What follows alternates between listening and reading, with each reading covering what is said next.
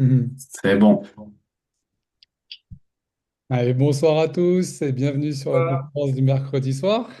Ce soir, c'est avec plaisir qu'on accueille Pierre Buys, qu'on appelle Jean-Charles Baudouin qui vont participer à cette conférence et bien sûr Julien qui va aussi participer et intervenir sur certains sujets de cette conférence. Ce soir, comme vous le voyez en titre, on a la spiruline au programme, une micro-algue aux méga bénéfices. Donc, on va avoir Jean-Charles qui va nous présenter la partie un peu historique et puis culture. Et ensuite, on a notre spécialiste de la spiruline qui pourrait nous en parler des heures et des jours peut-être, qui est Pierre Buys et qui va vous donner toutes les informations concernant les bienfaits de la spiruline sur l'organisme. Voilà. Donc ensuite, on aura Julien qui nous présentera les éléments de la marque Zenzino, les tests, et puis on pourra clôturer sur ce sujet pour ce soir. Voilà. Eh ben, on va démarrer. Première slide. C'est parti. Super. Alors, c'est quoi la slide? Alors, un peu d'histoire. Ah, Jean-Charles, un peu pas de d'histoire. C'est jouer. pour moi alors. C'est Alors, parti. en même temps, je garde la slide parce que moi, je me suis fait quelques petits trucs pour moi directement. Allez, vas-y, on t'écoute. Hein? OK. Donc, bah, écoutez, ravi de pouvoir intervenir. Effectivement, pour moi, la spiruline, c'est une longue histoire. J'aurai l'occasion après de vous en parler par rapport à mon état, je vous dirais, physique, psychologique, physico-émotionnel tout à l'heure. Mais en attendant, la spiruline, elle est juste incroyable. C'est l'aliment, pour moi, universel et adaptable. Universel parce que ça touche le monde entier et c'est adaptable parce que ça s'adapte à toute forme de vie. Que ce soit chien, chat, votre rhinocéros dans le jardin ou votre serpent ou quoi que ce soit vous en tant qu'être humain, ça s'adapte à tous les phénomènes. Et que ce soit les personnes, je dirais, âgées, les jeunes, les plus jeunes, les bébés, les nourrissons, c'est vraiment extraordinaire cette adaptabilité. Donc ça, il faut bien retenir les deux mots, je dirais, l'universalité et l'adaptabilité. C'est pour moi, c'est primordial. Voilà. Je vous dis ça en même temps de tête et les choses vont sortir comme ça par rapport à malgré tout ce que j'ai pu lire effectivement sur la spiruline. Donc, pour moi, il y a quelque chose qui est très important au démarrage, c'est la transformation de la lumière en vie. Retenez bien ça également. On transforme de la lumière en vie, les amis. C'est exceptionnel. Tout est source de lumière. Vibration, énergie, fréquence. Donc la lumière, on la prend et on la transforme en vie.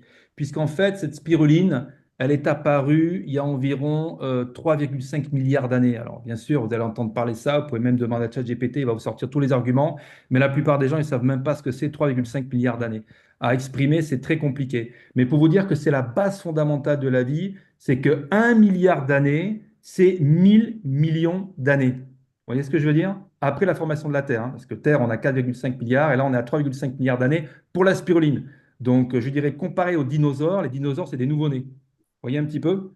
Donc, imaginez-vous, rien que pour compter, je veux dire, ça, il nous faudrait 31 ans pour compter déjà jusqu'à 1 milliard, soit 45 000 siècles. Imaginez un peu à quoi ça correspond. Donc, nous, un siècle, on vit à peu près un siècle, hein, donc une centaine d'années. Et là, il faut multiplier ça par 45 000 et par 3. Donc 150 000 siècles. Donc vous avez un peu le phénomène, donc 150 000 fois votre vie. Là, vous avez un petit peu l'origine de la spiruline, pour vraiment, vraiment vous schématiser, schématiser la chose. Donc la spiruline, c'est un des premiers organismes voilà, sur Terre, hein, il faut carrément le dire, hein, et c'est capable en fait de photosynthétiser. Ça veut dire que la spiruline, ce qui est incroyable, c'est que ça produit de l'oxygène. Et oui, et si je vous pose une question là tout de suite, quand on vous dit qu'est-ce qui produit le plus d'oxygène dans le monde, vous allez me dire quoi? Vous allez me répondre les arbres?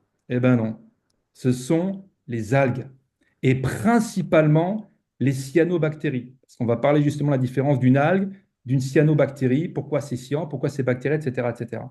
Et en fait, ce qui se passe, c'est que la plus grande production d'oxygène, ce n'est pas les arbres, ce sont les algues. C'est vraiment, vraiment important à savoir. Donc, ce sont les algues qui nous produisent, je dirais, entre 50 à 60% de l'oxygène qu'on respire. Donc, il faut protéger ces algues, les cultiver et surtout les manger. Parce que rien qu'en prenant de la spiruline, on peut augmenter de 20 à 30% notre production d'oxygène. voyez? Donc, c'est super important de le savoir. Donc effectivement, au départ, on l'a trouvé dans des lacs hein, à l'état sauvage. Il faudrait que les lacs, dans un premier temps, il faut qu'ils soient alcalins. Donc on parle bien sûr du pH, du potentiel hydrogène. Il faut que ce soit des lacs qui soient chauds. Il faut que ce soit des lacs qui soient peu profonds. Et il faut que ce soit des lacs qui sont plus riches en minéraux. Et les minéraux, c'est important parce que nous, on en est fait de minéralité. On est fait de calcium, de potassium, de magnésium, de sodium. Et en plus, on sait bien que ces minéraux ont un pH alcalin. Et l'alcalinité, c'est la vie. L'acidification, c'est l'oxydation, c'est l'oxydation prématurée des cellules, c'est la maladie, c'est l'inflammation, c'est les douleurs, c'est la mort. Donc, on va toujours vers cette recherche d'alcalinité de vie. D'ailleurs, quand on est dans le ventre de la maman, on est justement dans un état d'alcalinité puisqu'on baigne dans le liquide amniotique. On est 100% alcalin. Donc c'est très important. La vie est une histoire d'alcalinité, de minéralité, d'alcalinisation de liquide amniotique. Donc la vie est une histoire d'alcalin et la mort est une histoire d'acidification. Donc ça veut dire que automatiquement, mais on a besoin de cette spiruline et à la consommer tous les jours. Voilà, Pierre vous en parlera tout à l'heure, c'est incroyable parce que on a besoin de consommer ça. Nous, on ne parle plus de compléments alimentaires, mais d'aliments complémentaires, parce qu'on en consomme des quantités assez importantes qui nous paraissent normales, mais qui aux yeux de la DGCCRF paraît trop, parce qu'il ne faudrait pas dépasser 1 à 2 à 3 grammes par jour, sachant que nous, on en consomme, je dirais, entre 4 à 5 fois plus que ça. Donc effectivement, c'est apparu dans le lac Tchad, avec au départ la population des Kanembu, je crois, voilà, les Kanembousses, voilà, de la région de ce lac depuis plusieurs siècles, et ils en consomment. Et eux, ils récoltaient ça sous forme de boue pour consommer des fameuses galettes, donc ils appellent ça les diés, D-I-H-E, voilà. Et le dié, en fait, c'est des substances, ils disent que c'est des substances vertes et précieuses. Et pour certaines personnes, notamment les Aztèques, ils en consommaient, ils en faisaient même des rituels. Au même titre que nous, aujourd'hui, on fait des rituels avec du cacao cru, bah, eux, ils faisaient du rituel avec de la spiruline. Ils la mangeaient et en même temps, ils faisaient des rituels. Donc, vis-à-vis de tout ça, bah, après, ça a commencé scientifiquement, je dirais, dans les années 60-70. C'est là où on a commencé à travailler, en fait, sur ces algues, hein, donc le comité scientifique, et qu'on a découvert, malgré que ça corresponde déjà à plus de 1 000 millions d'années, hein. Imaginez un peu. Et en fait, le lac Tchad, donc c'était au lac Tchad qui est situé entre je ne sais pas si vous situez le lac Tchad, c'est entre le Niger, le Nigeria, le Cameroun et le Tchad. Et on parlait de ce lac-là, où il y avait effectivement ben, des eaux chaudes, peu profondes, alcalines, donc très minéralisées. Ok. Et on parlait également d'un autre lac qui est au Mexique, qui s'appelle le lac Texcoco. Voilà, qui était un lac qui permettait aussi d'avoir ces mêmes conditions de prolifération, donc au niveau de l'algue et de sa photosynthèse, on va en parler tout à l'heure. Donc ces lacs, malheureusement aujourd'hui, bah, ils sont de moins en moins alcalins. Voilà, donc on ne peut plus fabriquer de la spiruline à l'état naturel. Ils sont de moins en moins alcalins parce ils sont bah, de plus en plus pollués. Il y a aussi la dilution des pluies. On parle aujourd'hui des pluies acides, des mers acides. Même les crustacés, hein, même la carapace des crustacés bah, est poreuse parce que c'est acide, donc ça bouffe les crustacés, imaginez un peu. Et sans parler du pompage de ces lacs et donc l'acidification des eaux et des sols qui permettent plus aujourd'hui de proliférer de la spiruline dans des lacs naturels. Et en plus de ça, la plupart des lacs, si vous vous renseignez, que ce soit le Texcoco ou le lac Tchad, ce sont des lacs qui sont pratiquement asséchés. Donc, et puis, il y a pratiquement plus rien qui pousse. Voilà, c'est de plus en plus pollué, malheureusement. Donc, on a besoin de faire ça effectivement dans des bassins dont on va vous parler tout à l'heure. Il y a également en Tanzanie le lac Natron et le lac Magagi au Kenya qui permettent aussi encore de faire un petit peu de spiruline, mais de moins en moins. Voilà. Alors là, j'aimerais rentrer après dans un deuxième aspect. Je ne sais pas si effectivement je peux continuer ou il y a ou je Oui. mets sur les slides, ouais. Parce que Deuxième slide. t'as mis le mode de culture, ouais. Ouais, tu peux Donc y aller. je peux continuer sur la production, sur l'étymologie des mots. Après, pour respecter l'heure de conférence, on pourra continuer peut-être après. Mais après, on fera d'autres interventions sur la spiruline où on précisera plein de choses. Je sais que vous êtes des passionnés, les amis. Ouais. Alors On va ce que je vous respecter le parle, temps pour nos amis. voilà. Donc ce que je vous parlerai effectivement juste après, ça sera un petit peu de l'étymologie en fait des mots. Hein, qu'est-ce que veut dire arthro? Qu'est-ce que veut dire spira? Qu'est-ce que veut dire platensis, maxima? On parlera également de juste d'autres souches, hein, parce qu'il y a plein d'autres souches, hein. Il y a l'indica, il y a la Jennérie, il y a l'andonésis, il y a les souches pacifiques, il y a même une souche polaire, voilà, que moi-même, je ne savais même pas. Ah, Voilà, c'est donc, un régal parce qu'il y a beaucoup de choses à dire dessus, mais voilà, on va essayer de respecter notre temps de visioconférence aujourd'hui et on allez, c'est reviendra sur d'autres parti. sujets après. On fera des capsules, on fera plein de trucs, vous allez voir. Super. Vas-y, continue. Je continue ou je laisse la place à notre ami Pierre? Mode de culture, vas-y, passe sur les différentes stats là qu'on avait notées et Ok, après ça ça sera à marche. Pierre. Ça marche. Ok, ça marche, ça marche. Mode de culture. Bon, bah, écoutez, je découvre en même temps le slide, donc c'est super. Les modes de culture, eh ben, oui, c'est normalement traditionnel. Donc, on en a fait des modes de culture industrialisés, hein, tout simplement parce que la demande est de plus en plus forte, hein, vu qu'on a communiqué extrêmement dessus. Alors, la spiruline, je vois pH optimal entre 8,5 et 11. Alors, je dirais plutôt effectivement 9, parce que quand on va dans un côté trop alcalin, ça prolifère plus malheureusement. Donc, il faut que le pH soit contrôlé. pH qui veut dire potentiel hydrogène, hein, au même titre qu'on a des pH dans différents organes, que ce soit la peau, les cheveux, les ongles, les fanères, et notamment effectivement notre sang qui oscille très légèrement alcalin. Voilà, pas autant que la spiruline. Et puis, pour dire un petit peu au niveau du pH, si on a un pH de 9, comme on sait bien que c'est une échelle logarithmique, eh ben, ça fait à peu près 100 fois plus que notre pH sanguin. Donc, on est la spiruline prolifère dans un environnement 100 fois plus que notre pH alcalin. Effectivement, la température d'eau optimale entre 30 et 37, voilà, alors ça commence à peu près à 28, de 28, que j'équilibre de 28 à 30, et ça, c'est pour la souche platensis, voilà, hein, qui veut dire d'ailleurs plata, et plata qui est situé en Uruguay. C'est là qu'ils ont commencé à découvrir cette souche. Voilà pourquoi elle s'appelle plata, plata platensis. Et il faut savoir que la maxima, qui est une autre type de souche, elle prolifère, donc elle donne beaucoup plus de pigmentation, un petit peu un taux protique moindre que la platensis, qui est la plus connue, d'accord? Mais elle prolifère dans des températures plus hautes. Voilà pourquoi c'est un petit peu plus difficile à pouvoir la faire. Et c'est ce que fait effectivement donc Xelis par aujourd'hui donc Zinzino, parce qu'ils la font dans des bassins où la température est plus élevée que effectivement dans des bassins à ciel ouvert, comme on sait que aujourd'hui elle se fait traditionnellement. Donc avec ces photobioréacteurs, on peut même d'augmenter la température parce que ça monte à plus de 40 degrés et là, on aura une souche beaucoup plus productive au niveau pigmentation, qui s'appelle la maxima. Maxima en grec, donc qui veut dire grande. Voilà, plus grande de taille. Donc, elle produit plus en termes de pigmentation, un petit peu moins au niveau protéique. Mais l'une se valent par rapport à l'autre, sans compter d'autres souches qui sont encore moins connues. Donc, oui, bah, écoutez, culture mondiale de spiruline, États-Unis, 27, 53, 4, 17. Ouais, bah, on commence à peine en France, hein. Donc, en France, de plus en plus de personnes indépendantes fabriquent, mettent en place des bassins de spiruline. Bien sûr, ils essaient de les protéger aussi, voilà, comme ils peuvent, parce que comme elle est chélatrice, bah, elle récupère tout sur son passage, hein, le bon comme le mauvais, effectivement. Voilà. Et la luminosité, le séchage. Alors, on en parlait effectivement avec Pierre au niveau du séchage. Et mieux est le séchage, ben mieux sera la qualité de la spiruline. C'est pourquoi, effectivement, Pierre, la dernière fois, parlait du principe chinois spray drying, qui permet d'optimiser le séchage et de faire la spiruline énormément de tonnes, même par jour, hein, parce que là-bas, ils débitent hein, sur le plateau du Yunnan. Hein. C'est c'est euh, c'est assez important. Mais effectivement, nous, on préfère la faire dans des fours solaires. Alors pour certains qui la cultivent bien sûr en air libre, et un séchage encore très particulier dans des photobioréacteurs où là c'est encore plus riche. Donc c'est une spiruline qui est, je dirais, haut de gamme. Je dirais que c'est la Ferrari de l'algue. Voilà. Tu as un autre slide?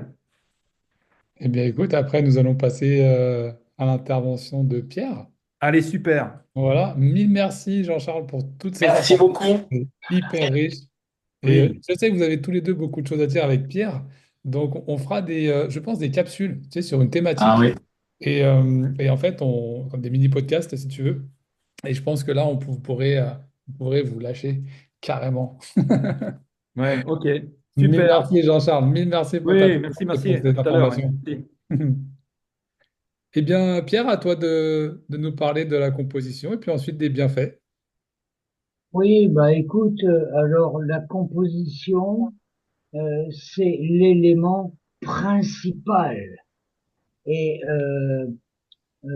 comment les gens qui nous écoutent seraient bien inspirés de faire un arrêt sur image avec cette composition. Pourquoi? Parce que ça correspond strictement à ce qu'on appelle le fond nutritionnel, c'est-à-dire ce que tous les jours, tout le monde a besoin tous les jours. Euh, euh, comment protéines, protéines, lipides, glucides, vitamines, oligo-éléments, pigments, enzymes, etc. À l'exception, selon les souches, de la vitamine C, qui est une vitamine fondamentale. Alors, on va pas saouler les gens avec cette composition, mais ce qu'il faut comprendre, c'est que ça correspond à ce dont nous avons besoin. En particulier, les protéines.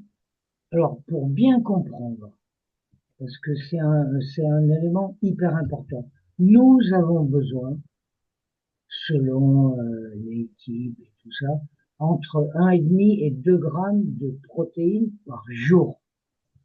Alors, une protéine, pour en fait, c'est une enfilade d'acides aminés. La vie sur Terre en a choisi 20 et il y en a 8 qui sont dites essentielles. C'est-à-dire que s'il en manque un, on a un problème. On ne peut pas les synthétiser, il faut les trouver dans l'alimentation. Et 12 autres non essentiels. Voilà. Mais les 8 essentiels, alors pour comprendre, c'est très simple. L'alphabet, c'est 26 lettres. Imaginons quelqu'un qui s'appelle Alban. On lui enlève le A. Julien, dis-moi comment il va se présenter, le mec. Qu'est-ce qu'il va dire? Comment il s'appelle? Ah, on arrive chez Cro-Magnon, là. Hein. Et donc, les acides aminés essentiels, c'est pareil. Il t'en manque un, t'as un problème. Si c'est chronique, t'as un gros problème. Exemple, le tryptophane, qui sert de matière première à la pinéale pour produire sérotonine, neurotransmetteur important, et mélatonine, l'hormone sommeil. Bon, donc cette histoire de protéines, c'est hyper important. Et la spiruline, c'est une de ces singularités. Hein. On est en plein oxymore, hein, singularité au pluriel. Et c'est que 60 à 70% de son poids, ce sont des protéines complètes. Le bœuf, le soja, le riz, le maïs, tout ça, on est entre 20 et 25%, ok. Mais il n'y a pas tous les acides aminés essentiels. C'est pour ça que les végétariens sont obligés de composer parmi les protéines pour avoir tous les essentiels. Et c'est pour ça que depuis les années 60, hein, les végétariens ont compris que une supplémentation à spiruline, ils assurent le coup avec les protéines et les apports en acides aminés essentiels. Voilà. Donc, cette composition, toutes les vitamines du groupe B, de la B1 à la B12, en passant par la B9 pour les femmes enceintes, très important, la B7, qu'on appelle aussi inositol, qui n'est pas notée, mais qui est importante, hein. Elle renvoie dans le cycle de Krebs le gras pour être utilisé comme carburant. Donc, euh, des vitamines hydrosolubles, comme les vitamines du groupe B, mais liposolubles, hyper importantes, la K, la A, tout ça c'est important. Provitamine A, alors pro qui précède, ça veut dire que la vitamine A, si elle est administrée de manière synthétique, attention, danger. Par contre, la pro-vitamine A, donc en l'occurrence le bêta-carotène dont la spiruline est très riche, est transformée en vitamine A en fonction du besoin. Et on s'est aperçu que avec cette richesse en bêta-carotène, notamment en Inde avec le syndrome de Bittot, donc au niveau oculaire, bon, ben, ça réglait le problème. Donc voilà, vitamines, oligo-éléments, pigments, je ne veux pas parler de tout, sinon on va dépasser le temps, hein, je ne veux pas exagérer, mais c'est très important, et notamment les oligo-éléments, qui sont cofacteurs enzymatiques. Et notre mécanisme enzymatique, c'est fondamental pour le métabolisme. Et la spiruline en contient 70 et quelques. Alors, les minéraux fer importants pour les femmes enceintes et les femmes anémiées, entre autres, hein, euh, le calcium, magnésium, sélénium anti-cancer, le chrome pour éviter la résistance à l'insuline et pas être diabétique, etc., etc. C'est hyper important. Et ces oligo-éléments, le souci aujourd'hui, qui n'était pas le cas dans les années 50-60, en fonction de ce qu'on mange, on ne les a plus.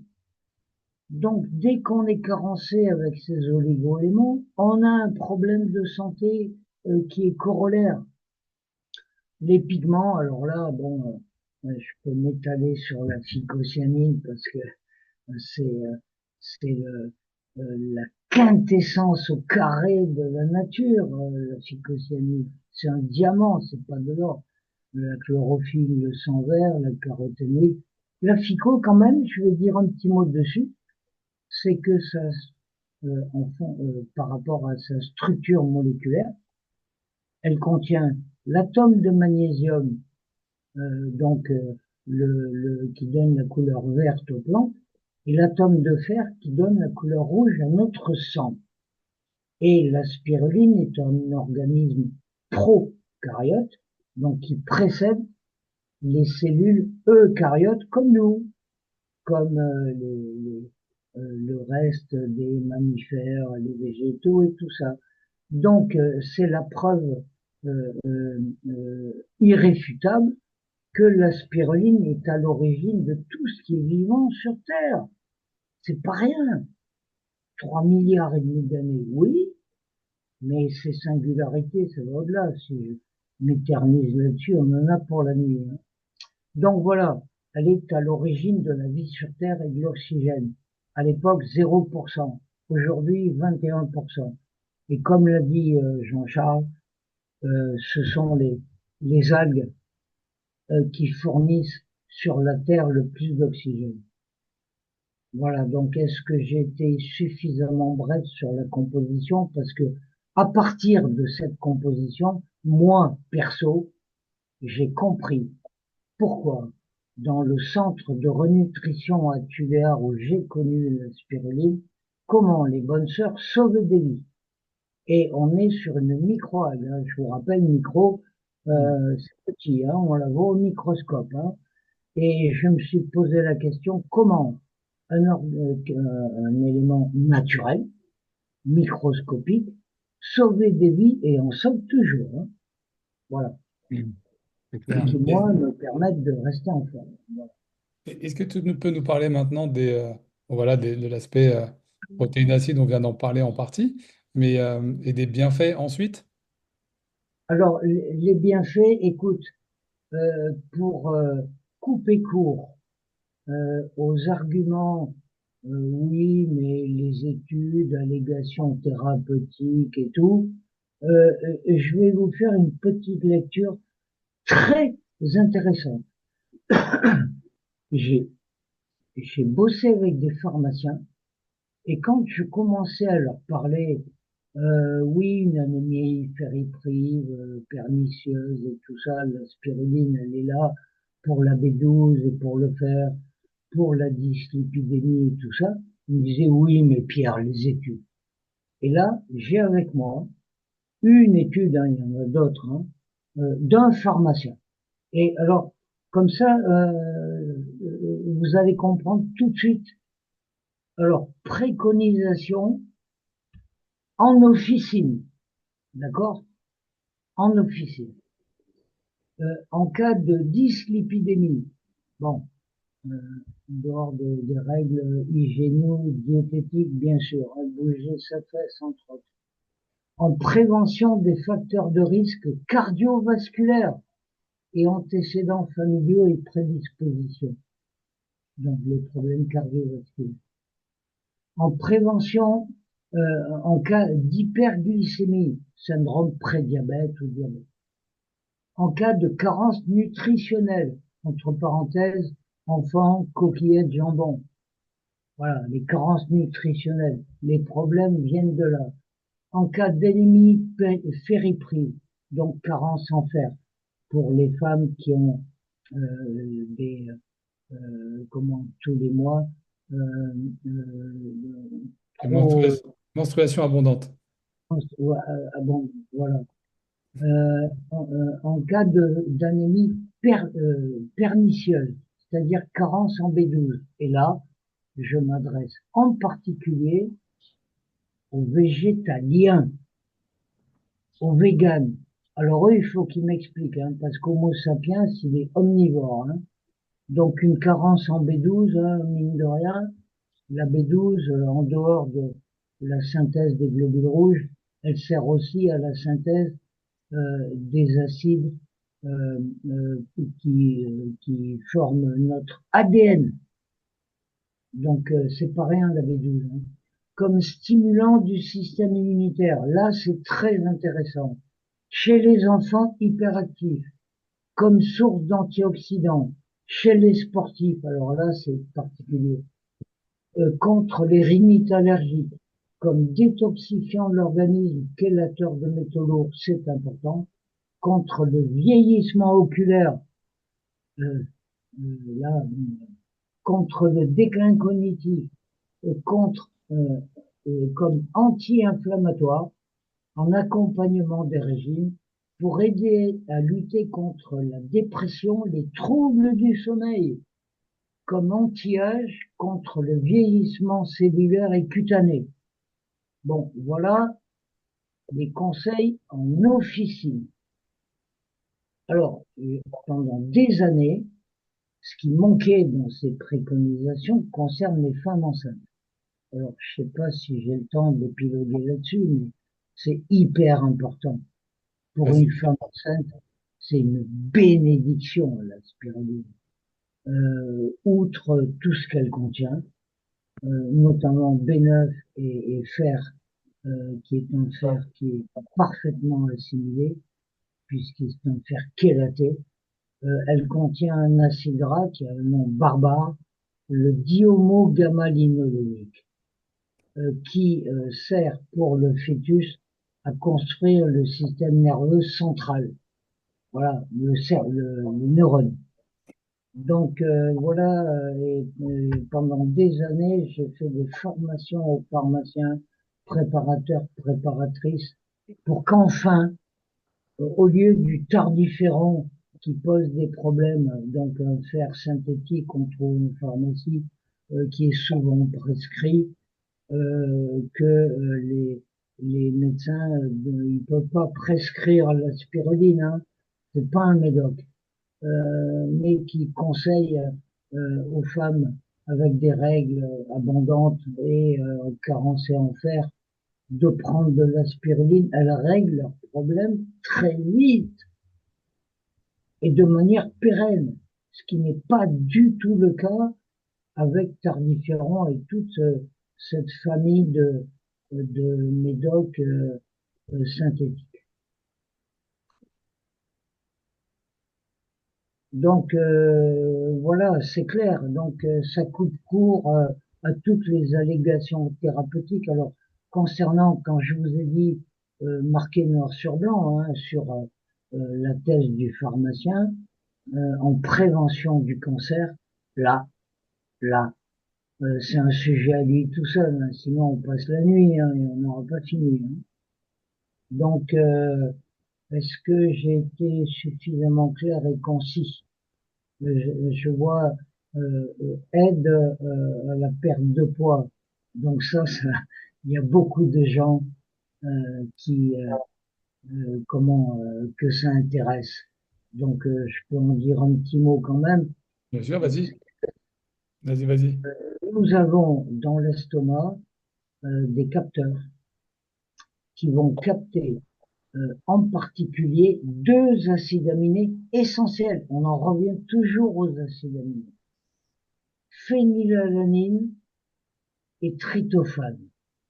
Et les deux, ce sont des antidépresseurs anxiolytiques naturels, ok, mais lorsque ces capteurs captent une suffisante quantité de ces deux acides aminés, ils téléphonent au service de la satiété un peu plus haut dans le cerveau pour lui dire, bon, écoute, c'est bon, on a ce qu'il faut, te jette pas sur la bouffe. En fait, il s'agit d'un coup de faim naturel, mais normal. C'est pas un leurre, hein, pour l'organisme. Il a quasiment ce qu'il faut, il a les fondamentaux. Voilà.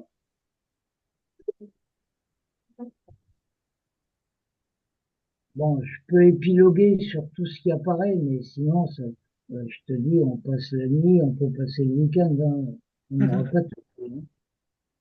Donc, l'idéal, ce sont les questions, parce que les gens, ils vont se dire, bon, l'autre moustachu, il est bien gentil, mais pour moi, avec mon problème, qu'est-ce que ça va m'apporter, quoi, cette spiruline? Et comme l'a dit Jean-Charles tout à l'heure, ça va du fœtus, donc la femme enceinte, jusqu'au gramoun, comme on dit ici à La Réunion, quel que soit l'âge, c'est bénéfique. Moi, perso, j'en consomme depuis 28 ans et demi, tous les jours, en très, très grosse quantité. Pour mon plus grand bien, hein, parce qu'à mon âge, j'arrive à faire des trucs, je remonte sur un ring, j'ai aucun problème, je fais des trucs, c'est pas normal, quoi. Écoute, bah, je ne sais pas si est-ce qu'il y a des questions dans l'assemblée. Est-ce que Albert a une question? Est-ce que Michel, tu as une question? Voilà, Allez-y. en tout cas, moi, j'ai repris sur mon téléphone, donc il n'y a pas de souci, je peux continuer tranquillement. Super. Bonne chose, Jean-Charles. Top. Ouais. Donc, des questions Et est-ce qu'on peut savoir quel âge a Jean-Charles? Ah, attends, je mets ma caméra pour que tu me vois bien, pour la pour spiruline. que tu puisses apprécier si je suis pas plus vieux que l'âge que tu vas me donner. Je me Mais mets, moi, je te donne non, pas d'âge, je- je te demande. Et je- l'âge de Pierre. Et l'âge de Pierre, c'est surtout. et l'âge de pierre, voilà, voilà. Bon, d'abord, je vais commencer par moi, comme Pierre est un ancien. Ah non, ou peut-être Pierre, respect à toi si tu veux commencer par toi. Oui, gentil Jean-Charles, tu me dois le respect de l'âge parce que j'ai eu Effectivement. Et 71 ans. le respect de la consommation de spiruline. Parce que je suis sûr que tu en as pris quelques kilos de plus que moi. Ah ben, c'est clair, mais peut-être pas pour les mêmes raisons que toi. Ah, Et d'accord. OK. donc, j'ai eu 71 ans en novembre. Donc, je suis dans mon année des 72 ans. Et si tu veux, je fais des trucs, je m'étonne moi-même, quoi. Et je suis capable de trimballer des charges. Par contre, par contre, je m'étire quasiment tous les soirs.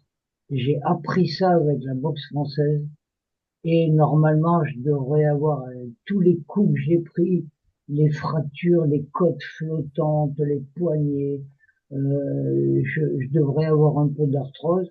Je n'ai strictement rien de tout ça. J'ai toute mon amplitude. Et je te dis, moi, je remonte sur un ring, celui qui est en face de moi, même s'il fait 25 kilos de plus que moi, il a intérêt à bien se tenir, parce que je suis encore là, quoi, tu vois. Et c'est rassurant. On a de l'espoir. On est passé de l'âge de glace à l'âge de pierre. C'est bon, on est pas mal. Excusez-moi, j'ai coupé mon micro. Et effectivement, tu parlais d'étirement. Et moi, je sais que je fais des étirements sur une méthode qui s'appelle Antalgym et qui permet d'étirer les fascias sur plus de 200 postures et Ouais. ça travaille dans ce qu'on appelle le fluage, qui est la déformation mécanique du corps dans l'espace.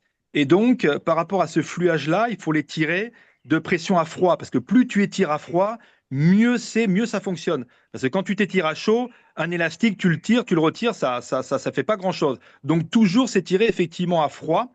Moi, j'ai eu cette information par un kiné qui a développé cette méthode et qui permet de travailler sur les fameux troubles musculo-squelettiques et la perte de la mobilité thoracique. Bref, j'arrête là. En tout cas, pour dire par rapport à mon âge, moi j'ai 45 ans. Voilà.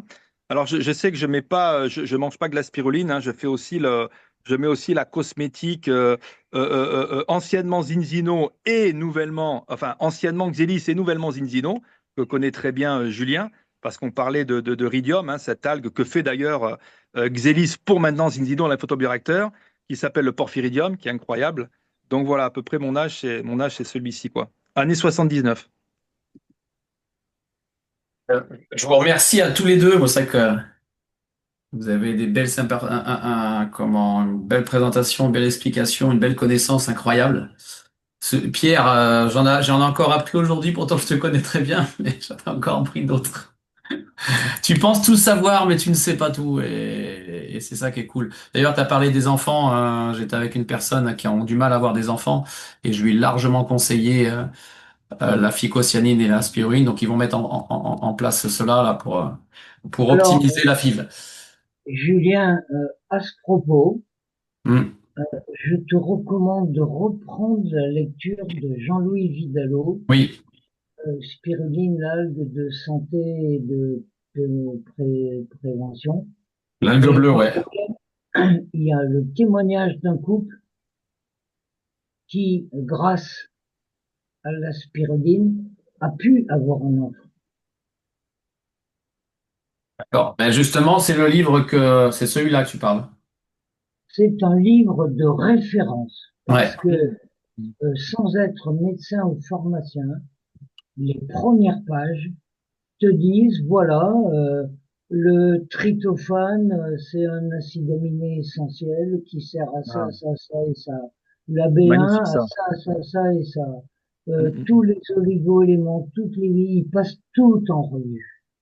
Et avec des témoignages, et quelle que soit la page à laquelle tu l'ouvres, spiruline sport, spiruline et maladies Ouais. neurodégénératives, spiruline et femmes, parce que bon, entre hommes et femmes, il y a des particularités, Et et la spiruline a des effets sur les deux, mais j'av- bon, et justement, j'avais une question sur les femmes et sur les enfants surtout.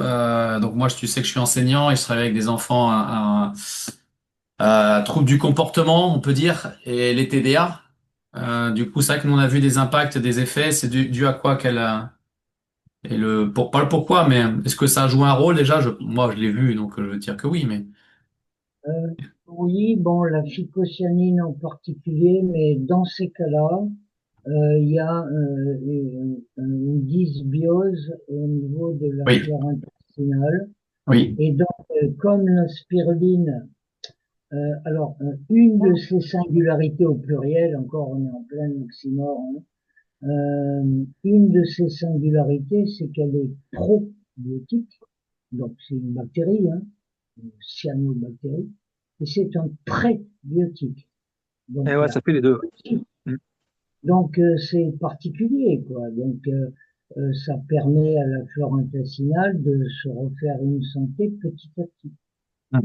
Et c'est vrai que c'est Et souvent, tu retrouves les dysbioses intestinales dans énormément de pathologies, notamment les syndromes autistiques.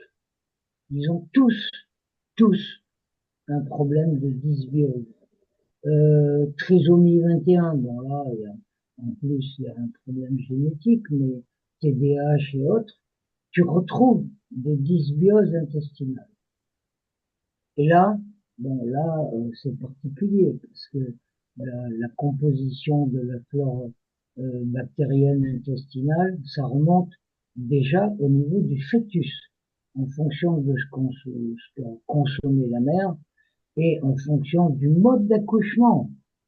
soit par les voies basses, soit par césarienne, c'est pas pareil. Ça change la donne. Et l'enfant, quand il naît, il a 1000 jours, 1000 jours, 3 ans hein, à peu près, pour maturer tout ça. Après, ça peut encore évoluer, mais c'est beaucoup, beaucoup plus compliqué. Et c'est pour ça que tu retrouves une accélération des problèmes asthmatiques, allergiques, à cause du système immunitaire qui a eu un souci dès le début. Et c'est vrai que là, je viens de reprendre le livre que tu as promotionné, hein. Je vous le conseille vraiment vivement de le trouver sur Amazon, même sur Momox. On peut le trouver en occasion, à pas très cher, de docteur Jean-Louis Vidalot, qui a fait toutes ses études basées un peu sur Tchernobyl, toutes les études qui ont été faites là-bas. Et effectivement, j'ai retrouvé à page 240 sur les adolescents, sur les troubles que la spiruline, du coup, ben, amenait à une régulation au niveau de cet intestin. Ils avaient même des témoignages dessus. Bon, j'ai pas eu le temps de le lire là. Je l'avais déjà lu, mais c'est vrai que c'est important, ce petit livre. Et on n'en a pas parlé, et je vous le conseille Magnifique, vivement. ouais. Ouais, et Vivement, puis D'ailleurs, vivement. d'ailleurs, tu sais, la plupart des gens qui ont des problèmes comme ça, autistiques, bien souvent, c'est dû aux additifs qu'ils consomment, notamment, comme disait Pierre aussi, c'est par rapport au fœtus. Et comme elle est chélatrice, la spiruline, bah forcément, c'est comme un peu l'eau, hein, elle est faite pour ce qu'elle emporte et non des fois pour ce qu'elle apporte. Donc c'est ça la résultante. Et en plus, ce qu'il y a de bien, ce que parlait Pierre là, moi je sais que j'ai eu des résultats significatifs au niveau de mon intestin et par rapport à tout l'aspect du péristaltisme. Parce qu'aujourd'hui, tu sais, on a la faiblesse des parois de l'intestin, donc c'est l'environnement péristaltique, comme on dit, et c'est vrai que ça joue énormément sur le transit par rapport à cette faiblesse aujourd'hui qu'ont la plupart de tous les intestins humains. Donc si ça peut relancer effectivement une flore microbactérienne, je dirais positive, eh ben forcément ça va relancer effectivement le flux, ça va s'accélérer, tu vois, ça va moins macérer, ça va moins putrifier, ça va moins fermenter, moins de gaz. Et donc, effectivement, aujourd'hui, on parle beaucoup du phénomène péristaltique. Hein, donc, c'est super important à le mentionner avec la consommation de pré-probiotiques par la spiruline. Mm. Exactement. Totalement, totalement ça. Et je voulais revenir sur un petit fait que t'avais mentionné, Jean-Charles, sur la culture. S'il faut vraiment faire attention à vous, hein. On a mis quelques éléments devant nous, là, devant le slide. Donc l'eau, faut effectivement la filtrer. Mais attention où vous trouvez la spiruline. On a vu des chiffres en Inde ou en Chine ou aux États-Unis. La problématique, il a très bien dit Jean-Charles et Pierre derrière, c'est que ça capte. C'est une éponge, c'est un buvard à métaux lourds. Donc si elle est près d'un aéroport ou près d'une autoroute ou dans les eaux de sous-sol qui sont un peu polluées ou à l'air libre, elle va capter les métaux lourds. Et ça, c'est ce que tu vas retrouver dans ton foie et dans ton organisme. D'ailleurs, il mentionne dessus de pas trop en manger trop longtemps ou trop souvent, un peu comme l'histoire du thon, dû à ce phénomène-là. ouais, ouais, Là, la culture de Zinzino, enfin de Xélis anciennement et Zinzino maintenant, ils la mettent en vase clos, on l'a vu sur les images. Il faut vraiment imaginer, c'est des gros aquariums où là, tout est contrôlé.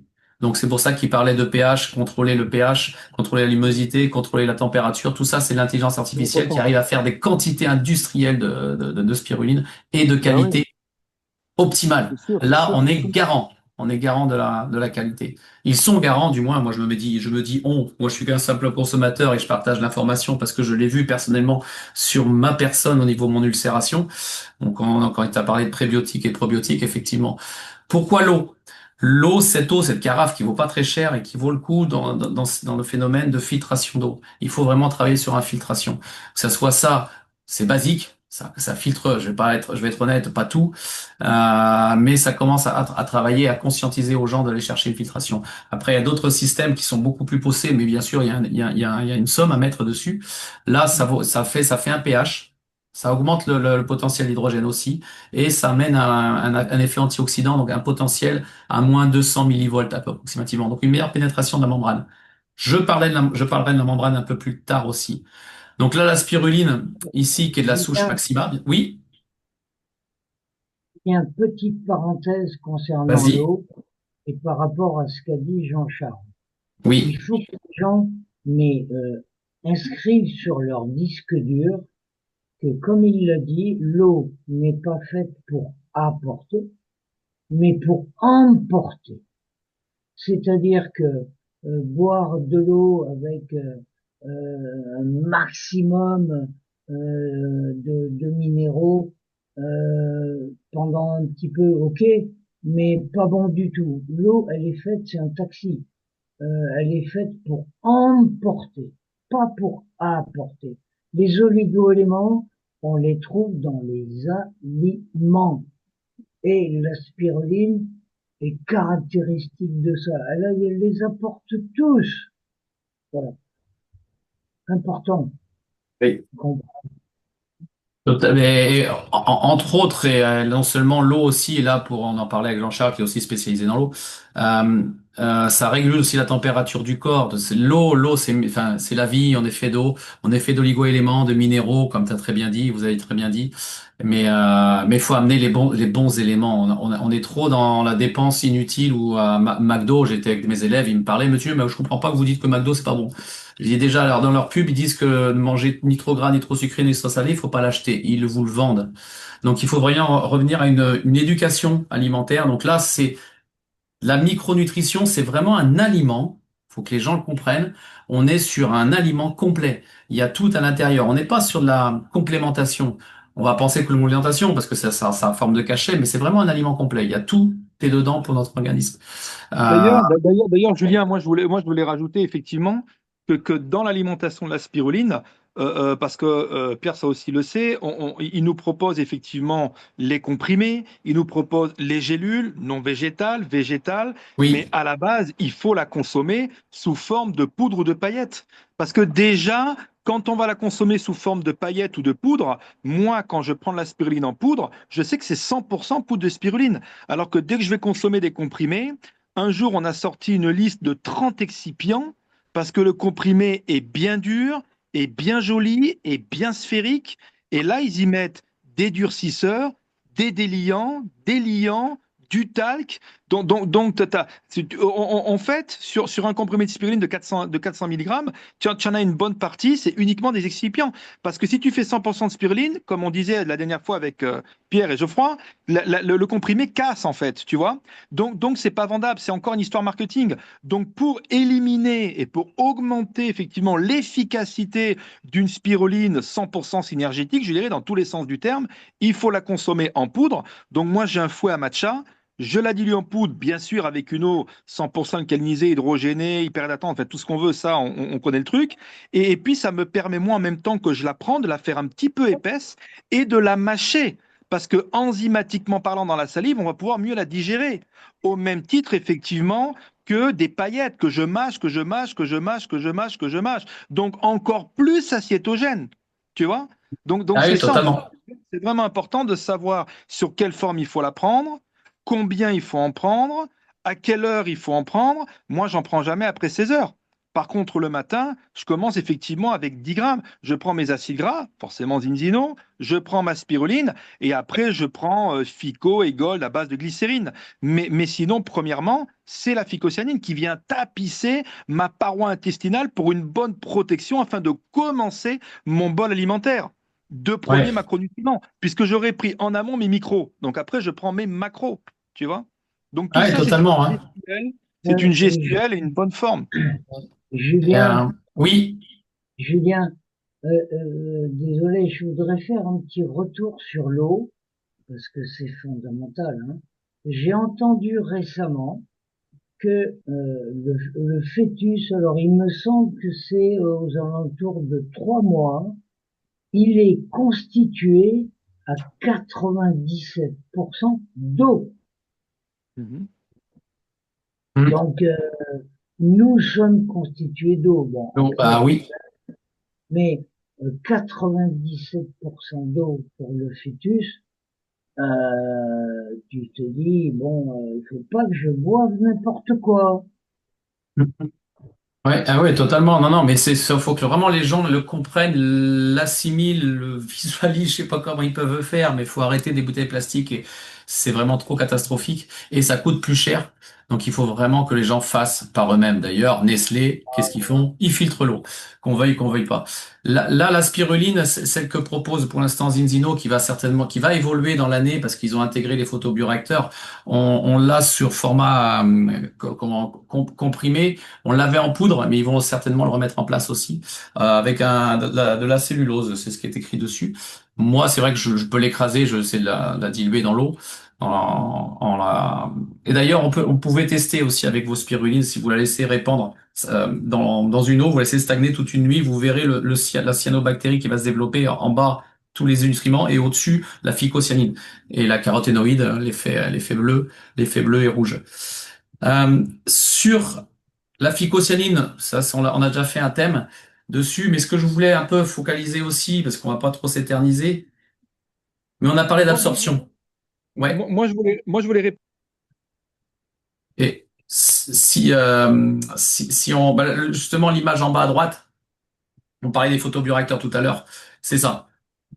C'est vraiment cette image-là où qu'on voit quand l'eau rentre à l'intérieur, il y a des LED à basse intensité vraiment définie pour que la cyanobactérie se développe le mieux possible. En haut à gauche, c'est un autre laboratoire.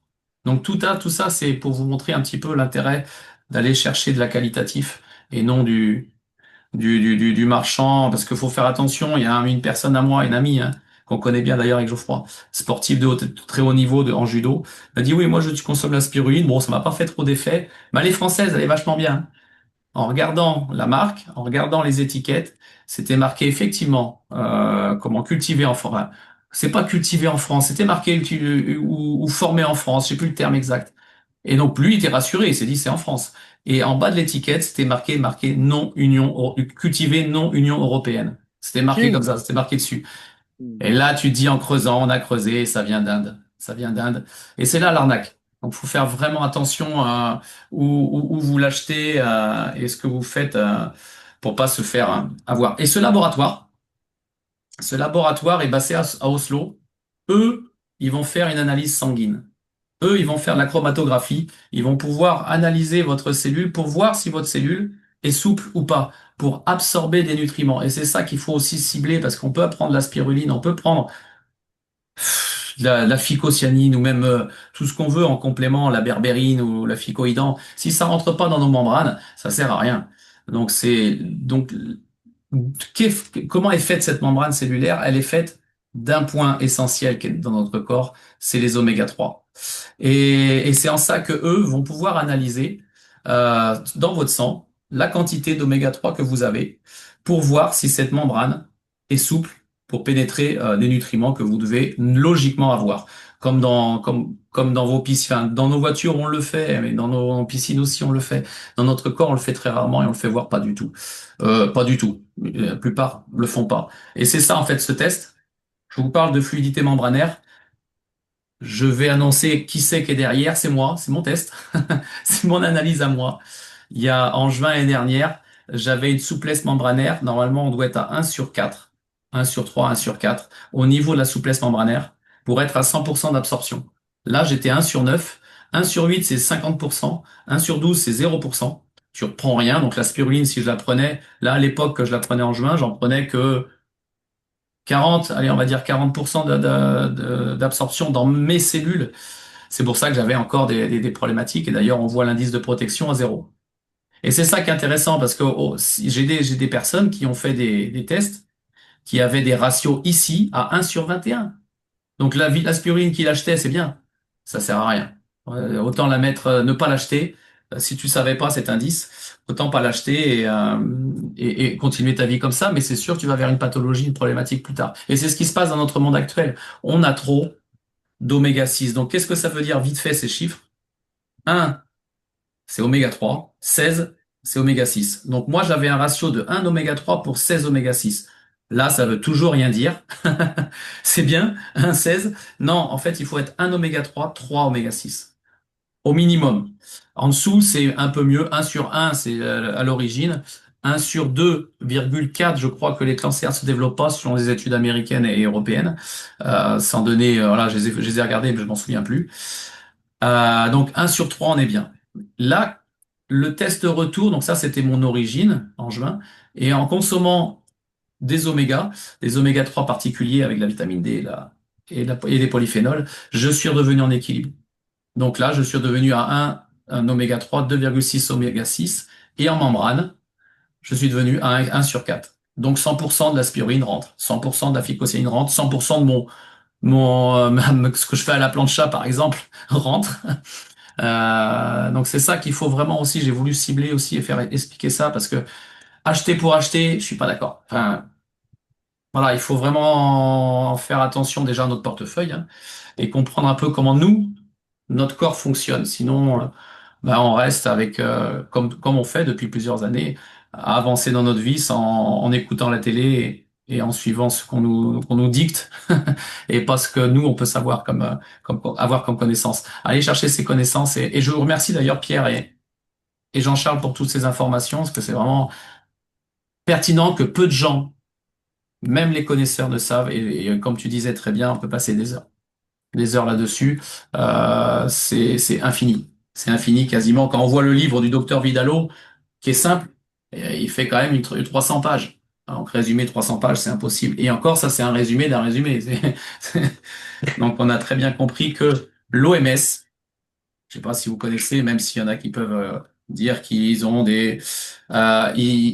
ils le disent très bien que c'est l'aliment du 21e siècle. C'est ce qui va sauver, d'ailleurs, c'est pour ça qu'en Afrique, ils l'utilisent beaucoup. C'est ce qui va sauver beaucoup de personnes sur la malnutrition. Pourquoi? En résumant ce qu'ils ont dit, elle est complète. Point à la ligne. Il y a tout. Ne cherchez pas ailleurs. Il y a quelques éléments, la vitamine C, comme le disait très bien Pierre, mais voilà. Donc, je sais pas si Jean-Charles, j'allais dire Geoffroy, si là-dessus, sur les informations, on est bon, s'il y avait d'autres questionnements et d'autres apports. Écoute, on est très très bon. S'il y a des questions de la part de Michel, d'Albert, Oui, je crois qu'on a Carole, si je ne dis pas de bêtises, Valérie, Patrick. Et si on n'a pas de questions, eh ben, on va pouvoir, on s'arrêtera là. Et on fera avec Pierre et on fera avec Jean-Charles Ouais, des petites capsules qui très disent intelligent. sur un quart d'heure sur une thématique, par exemple l'endométriose, l'intérêt de la spiruline pardon, sur l'endométriose, sur les TDA et ainsi de suite. On va faire des petites capsules, je pense que ça sera très intéressant. Ça te dit, Pierre, d'aller sur ce projet-là? euh, oui, mais par rapport à ce que tu viens de dire, soi-disant, on a tout dit, mais Ah oui, Il a beaucoup à dire. on est loin, loin, loin, on n'a pas dit grand-chose, hein. C'est le strict minimum pour attiser la curiosité, mais bon, on n'a rien dit, quoi. ouais, Mais bon, on n'a pas le temps. Voilà. exact. Patrick? Ouais, j'ai une question à vous poser. J'ai une cliente qui me pose la question. Elle a un problème de rein avec possibilité à venir à une transplantation rénale. Qu'est-ce qu'on peut lui apporter avec la spiruline et la phycocyaline? Alors écoute, c'est une bonne question. Euh, je vais te préciser que la phycocyanine en particulier, elle est hépato- et néphroprotectrice, c'est-à-dire foie et rein, deux émonctoires essentiels. Donc hépato- et néphroprotectrice, hépato- et néphro-réparatrice. Voilà. Et dans ce Et cas, je peux te citer l'exemple d'une personne, c'était il y a quelques années déjà de ça, atteinte d'un cancer du sein en rémission et ce qu'on appelle le syndrome de Berger, c'est-à-dire qu'au niveau des reins, il y a les glomérules se font attaquer, c'est une maladie auto-immune, hein, se font attaquer par nos propres défenses. Et donc, c'est dépisté, mais c'est très difficile à dépister vraiment par du sang dans les urines qui se voit ou qui ne se voit pas. Et avec quelques temps de phycocyanine, son problème était réglé. Entre autres parce que la phycocyanine va stimuler le système immunitaire, dont les immunomodulateurs et exactement comme pour les allergies ou l'asthme, ça va permettre de calmer le système immunitaire pour qu'il évite de s'attaquer à nos propres cellules. Ok. Et le dosage dans ce cas-là, c'est plutôt 16 minutes, je suppose, 8 et 8, non? Bah, si c'est une personne qui en a déjà pris, passer à doubler ou tripler dose, il n'y a pas de problème, hein. Parce qu'elle n'en a jamais pris, donc c'est encore plus simple. Oui, alors là, qu'elle commence simplement avec une dose, quoi, pendant quelques jours, pour éviter un effet détox trop désagréable. Mhm. Intéressant, mais ça peut être désagréable, hein, le détox, hein. D'accord. Après, il faut surveiller la couleur de ses urines et tout ça, le ressenti, pour savoir où est-ce qu'on en est. Mais concernant le foie et les reins, la FICO, on n'a pas fait mieux, quoi. Ok. Merci pour la réponse.